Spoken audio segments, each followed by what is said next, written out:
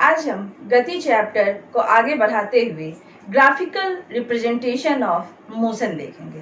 पिछले क्लास में हमने देखा कि गति के सूत्रों को किस प्रकार निकाला जा सकता है। गति के सूत्रों का भी ग्राफिकल रिप्रेजेंटेशन पढ़ना है, तो उसे जानने से पहले हम बेसिक ग्राफ्स के बारे में देखेंगे कि आखिर कैसे हम गति के विभिन्न जो राशियां हैं उनको कैसे हम ग्राफ के द्वारा निरूपित कर सकते हैं। Graphical representation of motion.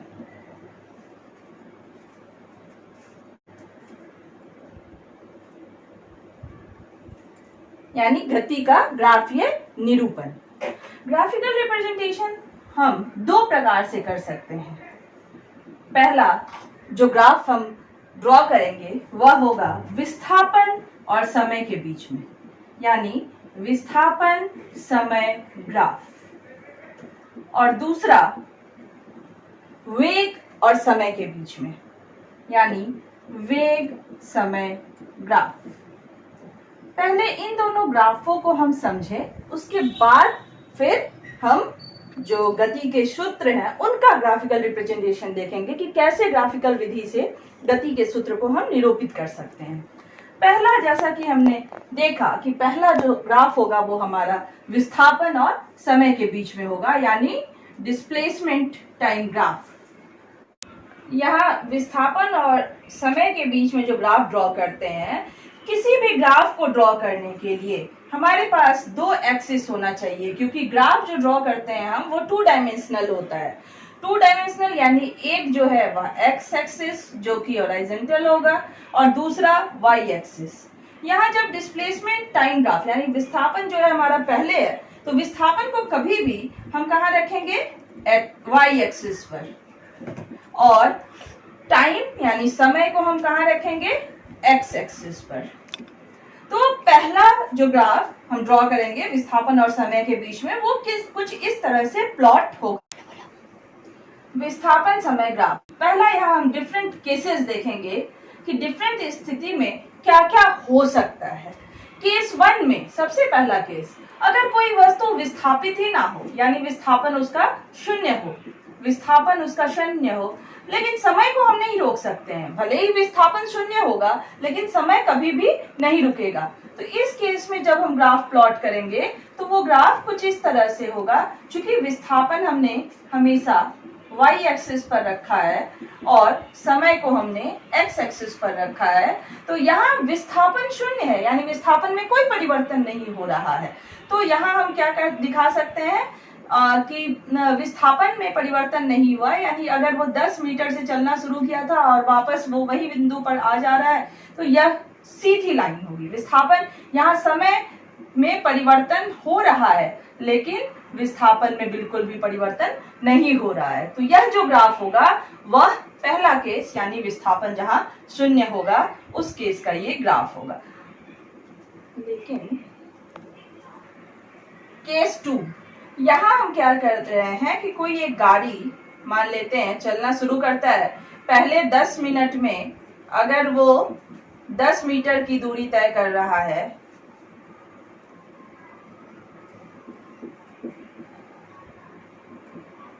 फिर अगले 10 मिनट में 10 किलोमीटर की दूरी तय कर रहा है, फिर अगले 10 मिनट में पुनः वो 10 किलोमीटर की दूरी तय कर रहा है। तो यहाँ हमने देखा कि समान समय अंतराल में इस गाड़ी ने समान दूरी तय की। ऐसे गति को हम एक समान गति कहते हैं। और जब ऐसा ग्राफ हमें प्लॉट करने के लिए कहा जाएगा, तो चूंकि यहाँ हम अगर प्लॉट करेंगे विस्थापन y एक्सिस पर और समय x एक्सिस पर, समय में अंतर कितना है?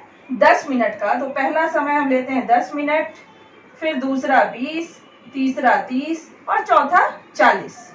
समय हमने किस में दिया है? मिनट में। और विस्थापन दिया है हमने किलोमीटर में। तो पहला है 10 किलोमीटर, दूसरा 20 किलोमीटर, तीसरा 30 किलोमीटर और चौथा 40 किलोमीटर। 10 मिनट में अगर इस बिंदु, यहाँ से जब हम बिंदु ले जाएं, इस बिंदु को और इस बिंदु को जब हम मिलाते हैं तो 10 मिनट में कितना वो दूरी तय कर रहा है, 10 किलोमीटर। अगले 20 मिनट में वो तय कर रहा है वस्तु दूरी 20 किलोमीटर। फिर अगले 10 मिनट में वो तय कर रहा है 30 किलोमीटर। फिर अगले 40 मिनट में वस्तु तय कर रहा है 40 किलोमीटर। अब सभी को मिलाकर अगर हम यहाँ प्लॉट करें तो हम देखेंगे कि यहाँ जो ग्राफ आएगा वो कैसा आ रहा है, स्ट्रेट लाइन ग्राफ आ रहा है, सीधी रेखा आ रही है। तो दूसरे केस में, जब यह कौन सा केस है, एक समान गति, यूनिफॉर्म मोशन, तो एक समान गति में जब भी हम ग्राफ को प्लॉट करेंगे तो वह विस्थापन और समय के बीच में तो सीधी रेखा में यह आएगा। अब मान लेते हैं यहाँ हम कोई दो बिंदु, अगर इस विस्थापन समय ग्राफ से हमें अगर गति निकालने के लिए कह रहा है, यानी हमें चाल अगर निकालना है, तो चाल बराबर क्या होता है, चाल बराबर होता है कुल दूरी बटा कुल समय, कुल दूरी बटा कुल समय। यहाँ हम अगर दो बिंदु ले रहे हैं, ये बिंदु A और दूसरा बिंदु B। अब इन दोनों बिंदुओं में से अगर हम यहाँ बढ़ाकर देखें, इस बिंदु को हम C माने, B से एक लाइन पैरेलली y एक्सिस के यहाँ हमने खींचा है और A से हमने x एक्सिस को हॉरिजॉन्टली लाइन के एक पैरेलल खींचा है। इन दोनों रेखाओं को जब मिलाते हैं तो यह बिंदु C पर जाकर मिलता है। अब चाल हमें निकालना है, चाल बराबर क्या होती है, कुल दूरी। A और B के बीच में जो दूरी तय की गई वह दूरी कितनी थी, दूरी हमें किससे मिलेगी, दूरी चूंकि y एक्सिस पे है तो दूरी किसके बराबर यहाँ होगा, BC के बराबर। और जो समय निकलेगा, समय हमारा क्या होगा, यहाँ जो अंतर है वो AC के बराबर। दूरी कितना हुआ है, 20 किलोमीटर था जो प्रारंभिक बिंदु, और अंतिम बिंदु कितना था यहाँ, 30 किलोमीटर। यानी कुल दूरी कितनी हो गई, अंतर कितना आया, ये कितना, कुल दूरी कितना तय किया, 30 माइनस 20 किलोमीटर। और कुल समय कितना हुआ, 30 मिनट माइनस 20 मिनट। यानी दोनों का अंतर कितना आ गया, 10 किलोमीटर बटा 10 मिनट। ये कट गया, चाल कितना आ गया, 1 किलोमीटर प्रति मिनट। तो इस प्रकार से किसी भी दो बिंदु के बीच में अगर हमें चाल निकालना रहेगा, कब, जब विस्थापन और समय का ग्राफ दिया हुआ है, तो किसी भी दो बिंदु के मध्य दूरी का अंतर और समय का अंतर, इन दोनों अंतर को ज्ञात करके हम चाल निकाल सकते हैं। केस 3 में हम देखते हैं जब असमान गति हो, यानी नॉन यूनिफॉर्म मोशन। तो नॉन यूनिफॉर्म मोशन का क्या मतलब है, नॉन यूनिफॉर्म मोशन का मतलब होता है कि समान समय अंतराल में, समय अंतराल क्या है यहाँ, समान है, और समान समय अंतराल में असमान दूरी, असमान दूरी। कोई कार मान लीजिए चलना प्रारंभ करता है, पहले 10 मिनट में अगर वो 5 किलोमीटर चल रहा है, फिर अचानक उसका स्पीड बढ़ा दिया गया, तो अगले 10 मिनट में अगर वह कार 10 किलोमीटर चलने लगा, फिर इसके अगले 10 मिनट में वह कार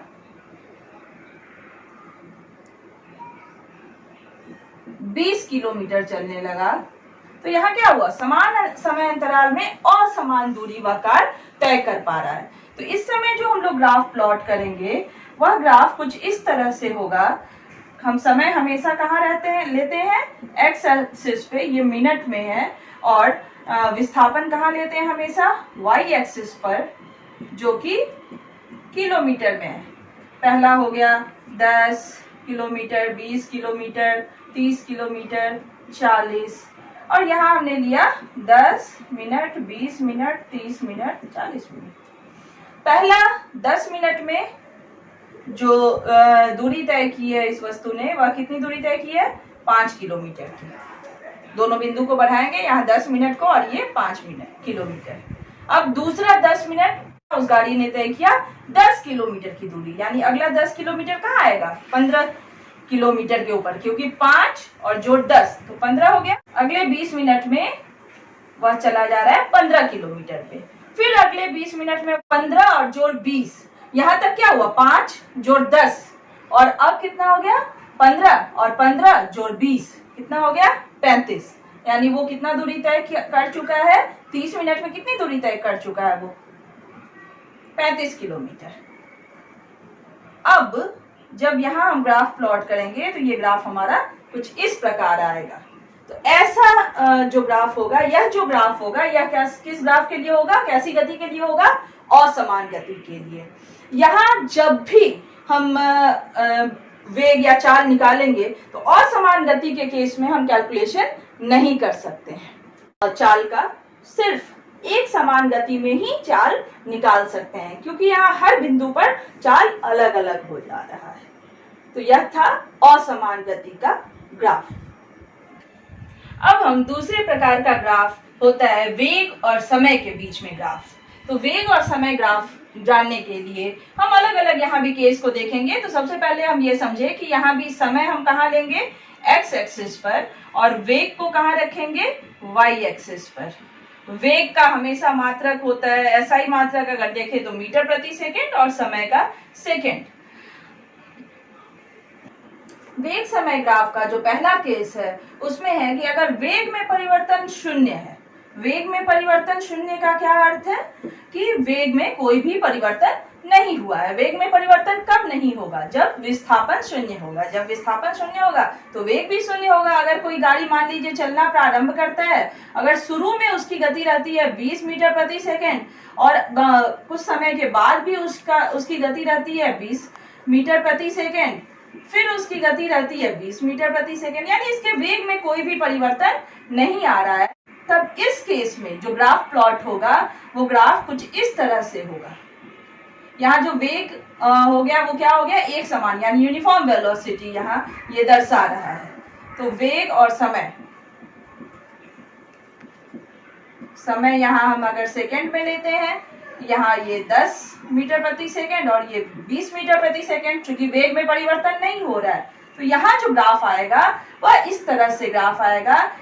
बिल्कुल यहाँ हॉरिजॉन्टल लाइन होगा, चूंकि इसके वेग में परिवर्तन नहीं हो रहा है। हर बिंदु पर इसका जो वेग है वह 20 किलोमीटर प्रति सेकेंड ही हो रहा है, भले ही यहाँ समय में परिवर्तन हो जा रहा हो। वेग में परिवर्तन शून्य है, और जब वेग में परिवर्तन शून्य होता है तो त्वरण भी शून्य होता है, क्योंकि त्वरण हम कहते किसे हैं, वेग में परिवर्तन की दर को।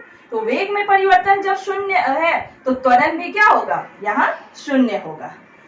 अब यहाँ वेग और समय के ग्राफ से हम और भी एक भौतिक राशि का कैलकुलेशन कर सकते हैं, जिसे हम क्या कहते हैं, डिस्प्लेसमेंट, यानी विस्थापन।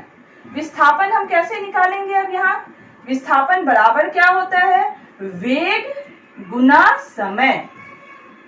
वेग गुना समय। अब हम पहले 10 सेकेंड पे मान लेते हैं, यहाँ 10 सेकेंड पर इसका वेग है 20 मीटर प्रति सेकेंड। 20 सेकेंड के बाद भी इसका वेग है 20 मीटर प्रति सेकेंड। 30 सेकेंड के बाद भी इसका वेग है 20 मीटर प्रति सेकेंड। तो यहाँ हम अंतर लेते हैं 10 और 30। पहला बिंदु हम लेते हैं 10 सेकेंड के बाद और दूसरा बिंदु लेते हैं 30 सेकेंड के बाद, और हर एक बिंदु पर वेग कितना है, 20 मीटर प्रति सेकेंड। यहाँ जो विस्थापन हम निकालते हैं, फिर से ध्यान देंगे, वेग समय ग्राफ से जो विस्थापन हम निकालेंगे बराबर होता है वेग समय ग्राफ का क्षेत्रफल। वेग समय ग्राफ का जो क्षेत्रफल होगा वही विस्थापन होगा। अब यहाँ अगर हम ध्यानपूर्वक देखें तो यह क्या है, एक प्रकार से यह स्क्वायर का निर्माण कर रहा है, क्योंकि यहाँ भी यह अंतर हमें निकालना है किस किस बिंदु के बीच में, 10 सेकेंड और 30 सेकेंड के बीच में। दोनों ही बिंदु पर जो वेग है वो 20 मीटर प्रति सेकेंड है। तो यहाँ अगर हम इसकी लंबाई और चौड़ाई को देखें, इस स्क्वायर यानी कि इस वर्ग के अगर हम क्षेत्रफल को निकालने जाएं तो इस वर्ग का क्षेत्रफल बराबर क्या हो जाएगा, चूंकि लंबाई यहाँ अंतर कितना आ रहा है, 30 मिनट माइनस 10 मिनट यानी 10 सेकेंड, यानी 20 सेकेंड का अंतर आ रहा है। और यहाँ भी जो अंतर है वो क्या है, 20 का अंतर है। तो इस वर्ग का क्षेत्रफल क्या हो जाएगा, 20 मीटर प्रति सेकेंड गुना समय कितना है, 20 सेकेंड, बराबर क्या हो जाएगा, 400 मीटर। यानी यहाँ वस्तु ने 10 सेकेंड से 30 सेकेंड तक जाने में कितनी दूरी तय की? 400 मीटर की दूरी तय की, जब वेग समान था। अब वेग में अगर एक समान अंतर आ रहा है, यानी एक अंतर जो आ रहा है वह एक समान आ रहा है, यानी यूनिफॉर्म वेलोसिटी के साथ कोई भी गाड़ी यहाँ चल रही है, तो क्या होगा? मान लेते हैं कि हम यहाँ पहली गाड़ी जो गाड़ी चलनी शुरू हुई तो पहले 10 सेकेंड में वो गाड़ी, उस गाड़ी का वेग हो गया 10 मीटर प्रति सेकेंड। अगले 10 सेकेंड में इस गाड़ी का वेग हो गया 20 मीटर प्रति सेकेंड। फिर अगले 10 सेकेंड में इस गाड़ी का वेग हो गया 30 मीटर प्रति सेकेंड। यानी एक समान वेग में परिवर्तन आ रहा है हर एक समय, समान समय अंतराल के बाद।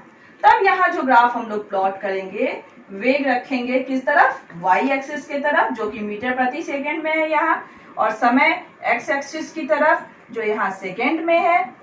जब ग्राफ प्लॉट करेंगे, यहाँ इस बिंदु को 0 से दर्शाते हैं। सेकेंड को अगर हम देखें तो 10 सेकेंड, 20 सेकेंड, 30 सेकेंड, 40 सेकेंड रखते हैं, और इधर हम वेग को अगर रखें तो 10 मीटर प्रति सेकेंड, 20 मीटर प्रति सेकेंड, 30 मीटर प्रति सेकेंड और 40। पहले 10 सेकेंड में वेग कितना था? 10 मीटर प्रति सेकेंड। फिर अगले 10 सेकेंड में यानी 20वें सेकेंड में उसका वेग हो गया, उस गाड़ी का वेग हो गया कितना? 20 मीटर प्रति सेकेंड। फिर अगले 10वें सेकेंड में उस गाड़ी का वेग हो गया 30 मीटर प्रति सेकेंड। अब यहाँ जब हम ग्राफ प्लॉट करेंगे तो यह स्ट्रेट लाइन ग्राफ आएगा, और जब भी एक समान गति यानी यूनिफॉर्म मोशन में जब वेग का हम प्लॉट करेंगे, वेग और समय के बीच में जो ग्राफ प्लॉट करेंगे वह हमेशा स्ट्रेट लाइन होगा। यूनिफॉर्म मोशन है यहाँ, यानी समान समय अंतराल में समान वेग का परिवर्तन हो रहा है। इसमें अगर हमें त्वरण निकालने के लिए कहेगा तो त्वरण बराबर क्या होता है? वेग में परिवर्तन बटा समय में परिवर्तन, जो समय अंतराल है वो समय अंतराल। अब यहाँ हम किसी दो बिंदु को लेते हैं, पहला बिंदु ले ले A, दूसरा बिंदु ले ले B। अब यहाँ से हम एक वर्टिकल लाइन यानी लंब रेखा यहाँ से ड्रॉ करेंगे, किसके? x एक्सिस के पैरेलल, और B पॉइंट से भी एक लंब यहाँ ड्रॉ करेंगे जो y एक्सिस के पैरेलल होगा। ये दोनों बिंदुएं जाकर मिल रही है कहाँ? C पर मिल रही है। अब वेग में परिवर्तन कितना हुआ? यहाँ हम देखें वेग में परिवर्तन कितना हुआ, यहाँ ये दोनों बराबर है चूंकि, तो वेग पहले कितना था? 20, बाद में कितना हो गया? A बिंदु से B बिंदु तक जाने में, तो पहले था 20, अब कितना हो गया? 30। तो वेग में परिवर्तन कितना हो गया? 30 माइनस 20 मीटर प्रति सेकेंड। और समय में कितना परिवर्तन हुआ? यहाँ हो गया 30 सेकेंड, और पहले कितना सेकेंड था?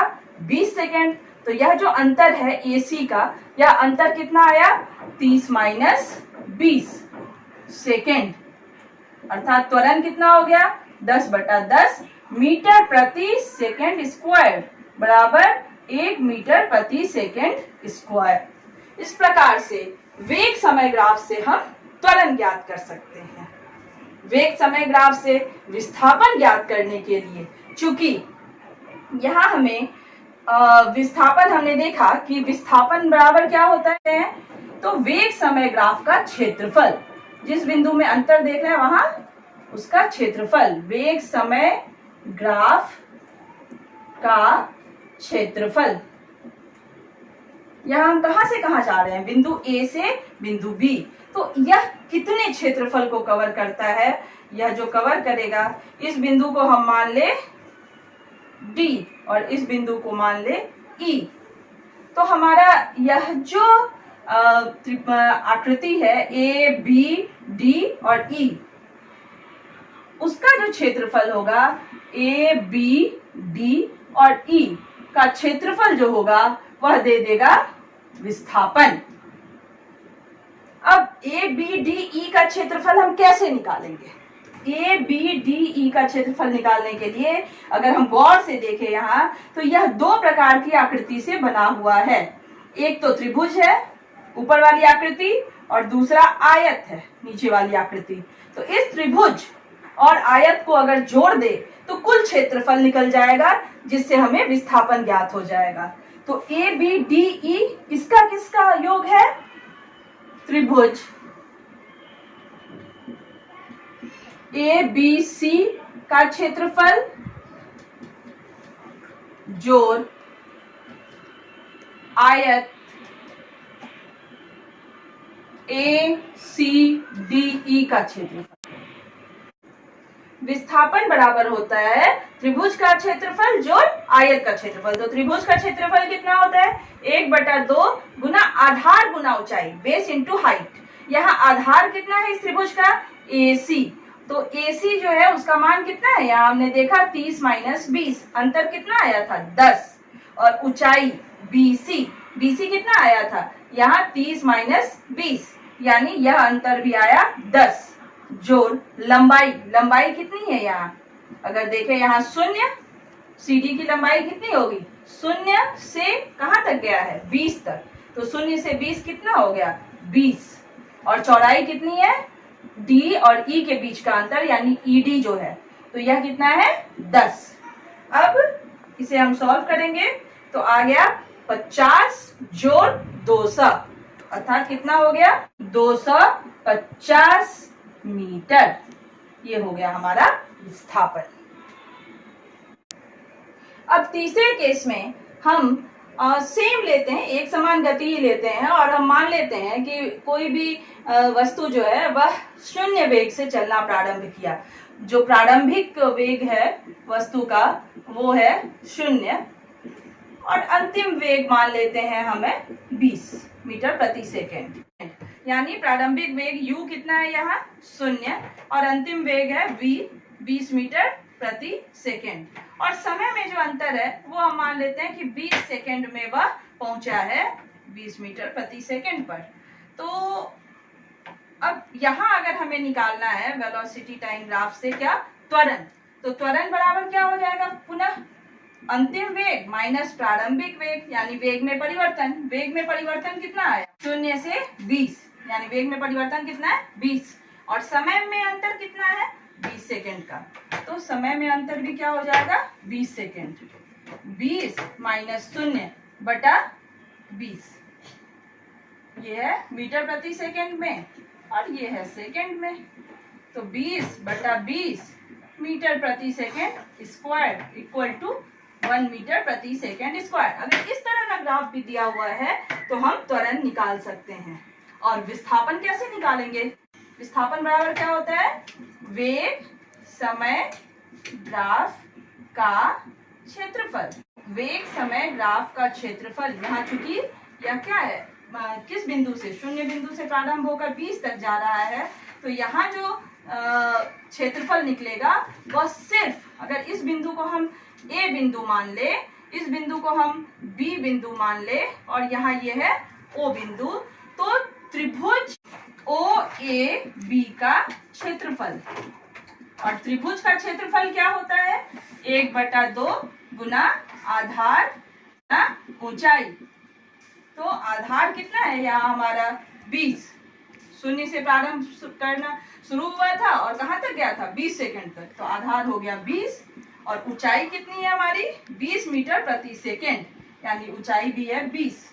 तो ये कट जाएगा बराबर 200 मीटर, यानी यह वस्तु कितना विस्थापित हुआ है?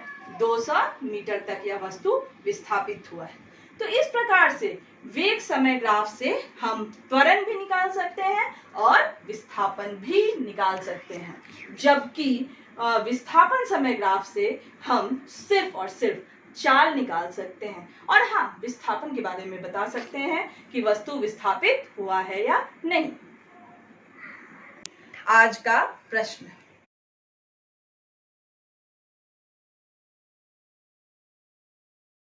इस तरह हमने आज देखा कि विस्थापन समय ग्राफ किस प्रकार से हम प्लॉट कर सकते हैं और उससे किन किन चीज़ों को ज्ञात कर सकते हैं। साथ ही साथ हमने देखा कि वेग समय ग्राफ कैसे प्लॉट कर सकते हैं और उससे किन किन चीज़ों को हम ज्ञात कर सकते हैं। हम अगले क्लास में इन ग्राफ की मदद से ही देखेंगे कि गति का सूत्र किस प्रकार से डिराइव हुआ है और किस प्रकार से उसे हम प्रूफ कर सकते हैं। तो ये था हमारा ग्राफिकल रिप्रेजेंटेशन।